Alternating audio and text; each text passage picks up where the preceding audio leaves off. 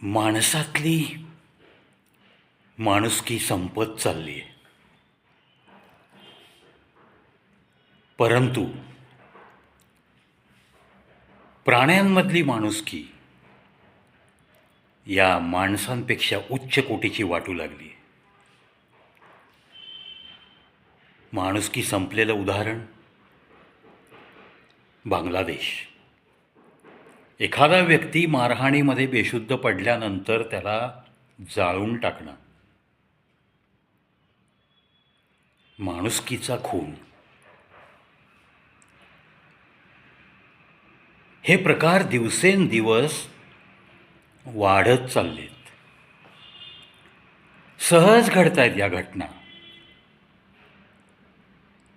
मग याचा काही कायमचा इलाज नाही आहे का? नक्की आहे. आज आपल्या जवळच्या देशात घडलंय, आपल्या दारात थोडंच घडलंय असं म्हणून जर तुम्ही गाफील राहणार असाल तर मोठी चूक करताय. बांगलादेशमध्ये एक गैरसमज की त्या दीपूने प्रोफेट मोहम्मदबद्दल काहीतरी अपशब्द काढला, अपशब्द पोस्ट केला सोशल मीडियावर. आता त्याने तो केला का नाही केला हा तिकडचा तपासणीचा भाग आहे. पण केवळ या कारणावरून 50-100चा मॉब जातो काय त्याच्या फॅक्टरीपर्यंत, त्याला बाहेर खेचतो काय, आणि पोलीससुद्धा हतबल होऊन त्याला त्या गर्दीच्या हवाली करतात. आता ते पोलीस नेमके कोण होते? बांगलादेशने नेमलेले पोलीस. मग ते पोलीस पण सगळे मुस्लिम धर्मीय होते का? त्यांनी का हँडओव्हर केलं? कायद्याचे रक्षक म्हणून त्यांचं कर्तव्य हेच होतं का? त्यांनी मॉबला कंट्रोल करून त्याचा जीव वाचवण्यासाठी प्रयत्न ते करू शकले असते का नाही? नक्कीच करू शकले असते. ठीक आहे, मॉब सायकोलॉजी वेगळी असते, त्यांनासुद्धा मारहाण होऊ शकते वगैरे वगैरे, तो त्यांच्या ट्रेनिंगचा भाग असतो. मॉबला हँडल करताना काही वेगळी तुम्हाला डोकं चालवावं लागतं, हे त्याचं प्रशिक्षण दिलेलं असतं. त्यानुसार या एका दीपूचा जीव वाचवणं त्यांना अवघड होतं असं मला तरी वाटत नाही. जे घडलं त्याचे पडसाद भारत देशात उमटत आहेत, कारण तिथले कट्टरपंथीय कोणत्या प्रकारे आरोळ्या देत होते, ती लोकं कशी भारताचं नाव घेत होते, ती लोकं कशी दिल्ली वगैरे असे उच्चार करत होते. म्हणजेच कुठेतरी हा जगभरातून प्लॅन सुरू आहे हे आपल्याला त्यांच्या जे काही ते स्लोगन्स वापरत होते, जे काही आरोळ्या ठोकत होते त्याच्यावरून लक्षात येतं आहे.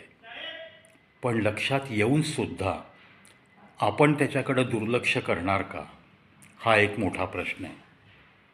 दुर्लक्षच चालू आहे. एक गोड गैरसमज आहे प्रत्येक व्यक्तीचा आपल्या भारत देशातला, हे वो बांग्लादेश है, उधर वैसा हुआ तो क्या अपने इंडिया में होगा क्या? ऐसा नहीं हो सकता अपने यहाँ. अपने यहाँ कायदे कानून बहुत कड़क है. गोड गैरसमज आहे हा. या घटना का बरं घडल्या त्याच्यामागं कारण आहे. बांगलादेशची निर्मिती 1971 साली झाली.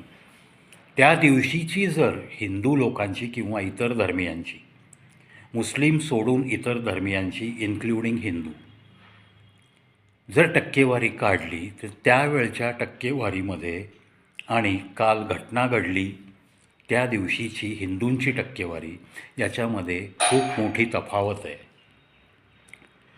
ही तफावत का आहे? कारण संख्या घटत गेली. संख्या घटत गेली आपली हिंदू लोकांची, आणि मुस्लिम लोकांची संख्या वाढीस लागली. कारण त्यांच्याकडं 4 लग्नांचा कायदा, त्यांच्या नियमाप्रमाणे, त्यांच्या मोमेडन लॉप्रमाणे त्यांना 4 लग्न करण्याचा, 4 बायका ठेवण्याचा त्याची मंजुरी आहे त्यांना. एका वेळेस 4 बायका. म्हणजे तुम्हाला 5वी आणायची असेल तर 4थीला तुम्ही फक्त काजीला बोलवून कागदोपत्री तलाक दाखवला आणि एकमेकांचं अंडरस्टँडिंग असेल तर जब मियाँ बीबी राजी तो क्या करेगा काजी अशा उक्तीप्रमाणे हे सर्रास चालू असतं. त्यामुळं साहजिक आहे की त्यांची संख्या ही वाढतच जाणार जगभर. आणि ही वाढलेली संख्या ते काही निरुपद्रवी संख्या नाही आहे. ही वाढलेली संख्या आणि त्यांचं रोजचं जगणं हे सोपं होण्यासाठी इतर लोकांची त्यांना जेव्हा अडचण भासू लागते तेव्हा पलायन सुरू होण्यासाठी त्यांना त्रास देणं सुरू होतं.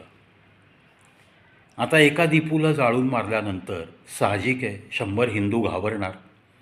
त्यातले कमीत कमी 25 तरी पळून जाणार.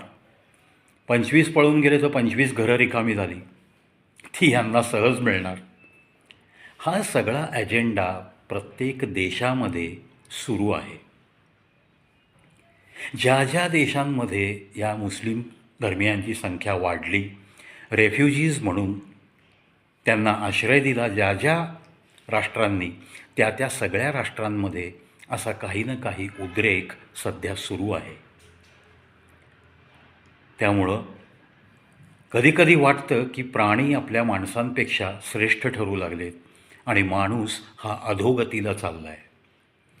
जात धर्म, मी ह्या कुळाचा तू त्या कुळाचा, माझा धर्म श्रेष्ठ तुझा असाच, माझी जात श्रेष्ठ तुमची जाती अशाच, म्हणूनच तुम्हाला बाजूला टाकलं, अशा फालतू काहीतरी विचारांनी प्रेरित होत आयुष्य जगलेली अनंत माणसं आपल्याला अवतीभोवती दिसतात.